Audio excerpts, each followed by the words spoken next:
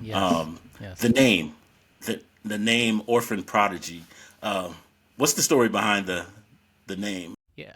Yeah. So I've only been in one other band, my first band, and that lasted for almost 2 decades. The first name of that band was the Rejects, and I had, for me that was a really powerful name because I grew up adopted. I had gay parents, so I was, off the bat I was very different from my peers, and so fast forward to 2025, with Orphan Prodigy, I wanted to kind of have a name that sort of kept that aspect of, feeling like a reject.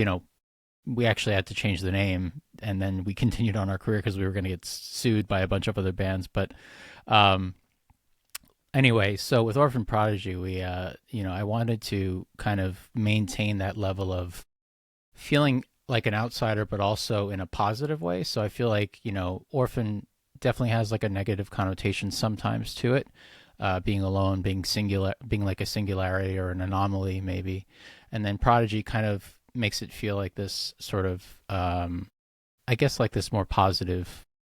Kind of spins it in a positive light, and so yeah, I related to that. Awesome. And so before you said you were in a band for a while, quite a long time. Um, Question: who are artists that inspire you? My top seven is The Offspring, Nirvana, Weezer, Red Hot Chili Peppers, Rage Against the Machine, Primus, and Metallica. So that's my top seven. Wow. So Metallica is pretty early, but a lot of them are like '90s. Yeah, Um, yeah, that's what I Nirvana, love. man. No, yeah, Nirvana. I can remember, and when I first heard "Smells Like Teen Spirit." Matter of fact, they were the reason why, like, I was so fascinated with Seattle. Like, I gotta see Seattle. Man, those are definitely some bands, some legacy bands. Did you know from like a young age that you wanted to be a musician and be in the Yeah, entertainment field? yeah. So I was 9 years old. Sorry, 8 years old, and my parents had taken me. I have some German cousins on one of my father's sides, and so I went to Germany. And my older cousin, she played this song at the time. It was the Offspring song, which subsequently became my favorite band. But they had a single called "Why Don't You Get a Job," and the first line opens just like straight up. It's like, "My friend's got a girlfriend and he hates that, you know, bitch," Yeah, and yeah. that blew my mind, man. So it was at that moment that I knew I want what I wanted to do with the rest of my life. I wanted to shock people. I wanted to make music. I wanted to have a guitar, and that was it. That was the moment, man. So being a multi instrumentalist, was it the guitar first that you started learning how to hone your musician skills?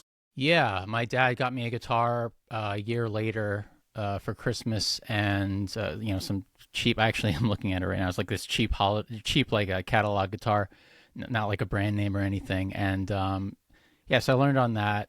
Took me about a year and a half to actually sing. Like I had a microphone and everything, but like for some Yeah. reason I was terrified to sing.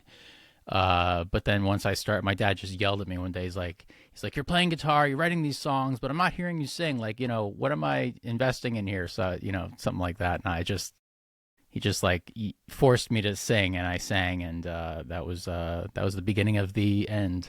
So Wow. So he was like, "Look, I got you this. I hear you doing stuff." He pushed you to be a singer as well as a musician and a songwriter.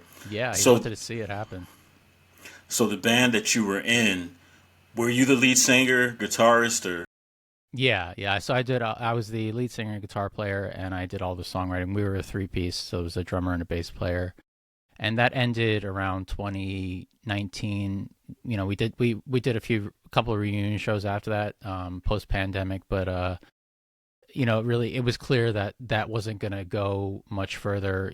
I think everybody had kind of moved past the idea of making albums and touring because we had been touring for like six days a week for like years and years and years. So it was a struggle really. And then I had, of course, I don't know, it's well documented at this point, but I had a agoraphobic episode which prevented me from leaving my house for 6 months. So that kind of contributed to it as well. And that during that time, that's when I really developed Orphan Prodigy. I started live streaming and writing those songs for this record.